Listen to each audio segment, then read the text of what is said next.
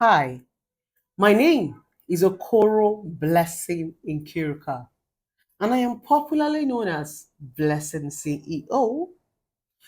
I'm a controversial certified relationship and mental expert. Why do I call myself controversial? Because I love to pick on topics that people shy away from. I love to dress in a sophisticated way. I love to be relatable. I love to look beautiful even while I talk about emotions.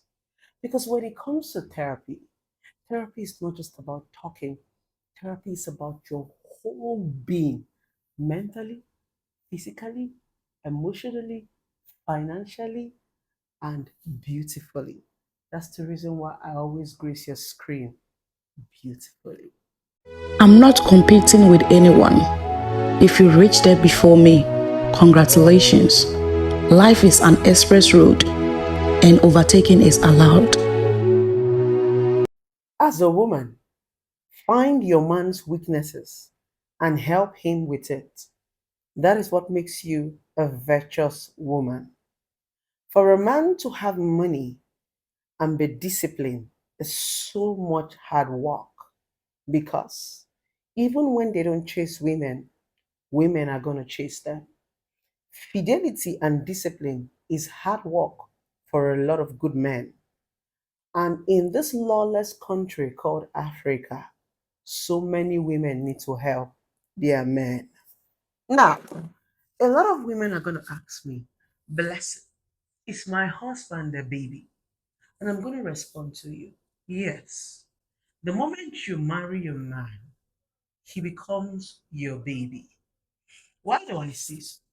In this society called Africa that we found ourselves, they barely teach men anything. In fact, that's the reason why when we see a disciplined man who is focused and faithful, we applaud him here in Africa.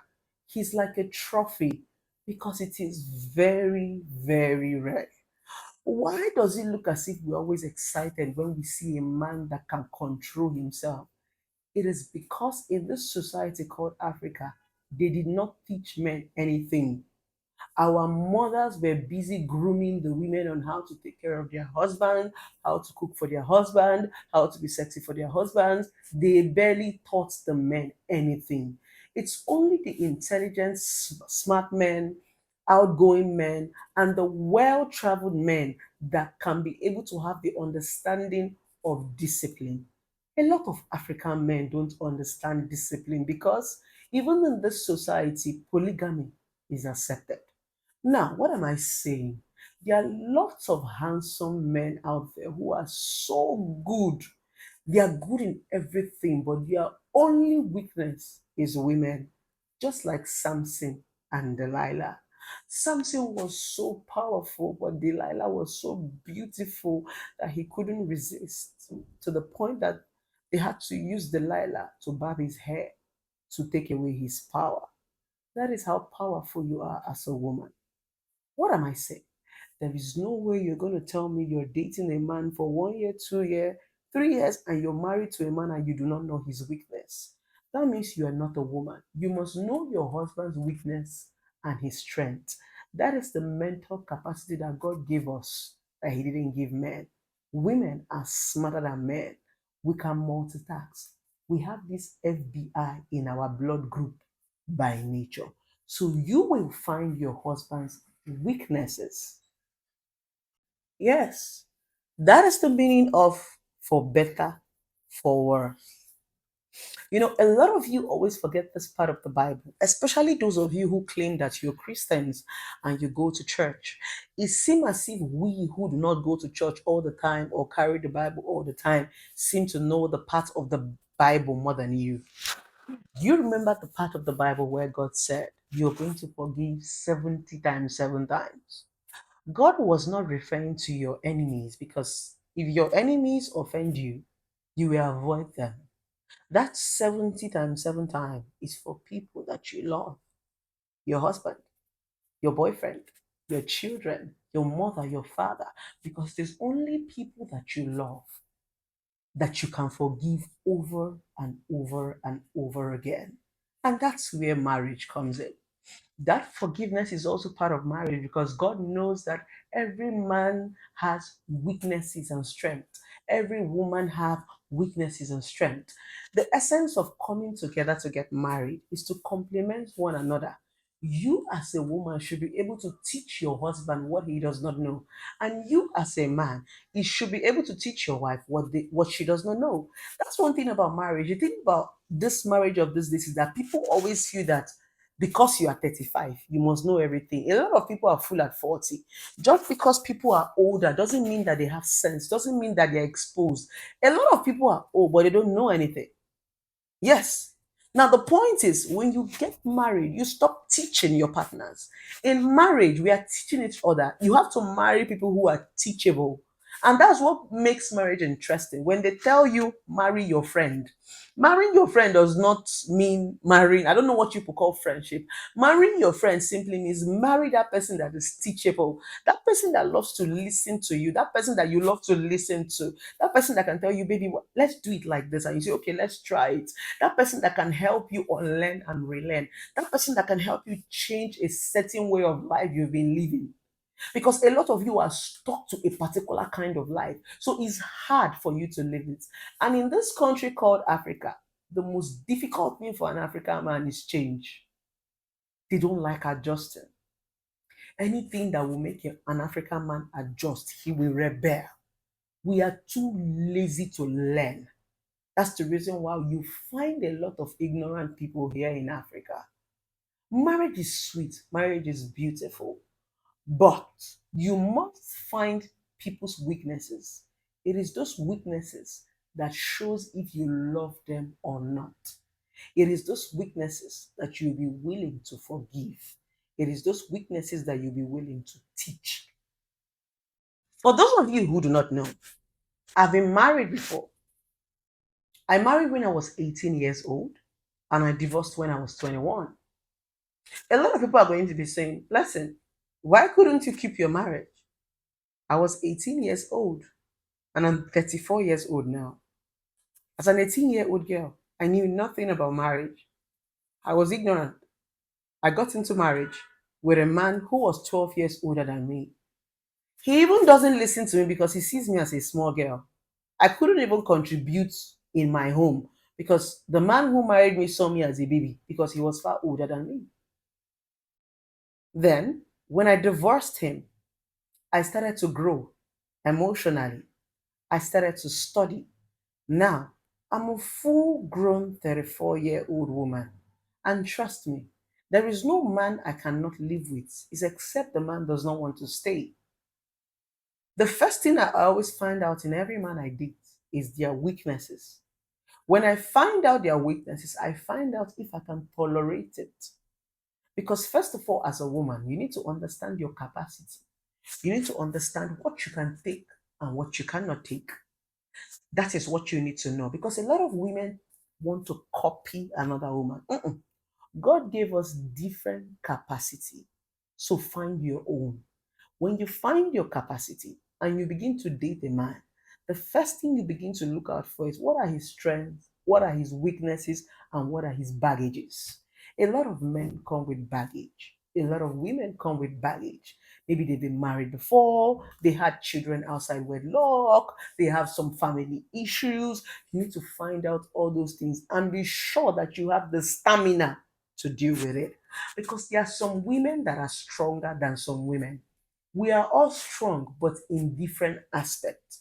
A lot of people always applaud me. They say, God bless you, you're so strong. I love your strength. In this aspect of relationship, I might be strong, but there are other aspects that I'm very, very soft. I don't even know anything about it.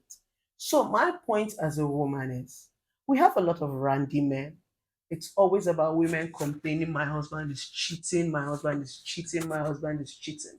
In fact, that's the most randy, like normal thing we hear about relationship and marriage. The question is cheating really the problem? No, cheating is not the problem. The problem is a lot of men love you, but they cannot control themselves. That's why I said in one of my videos, Because a man cheats on you doesn't mean he doesn't love you. A lot of men love you so much, but they don't have self control. That's why you also have to learn something as a woman. Yes. Because so many of you women who complain about your men, you don't even have anything to teach them.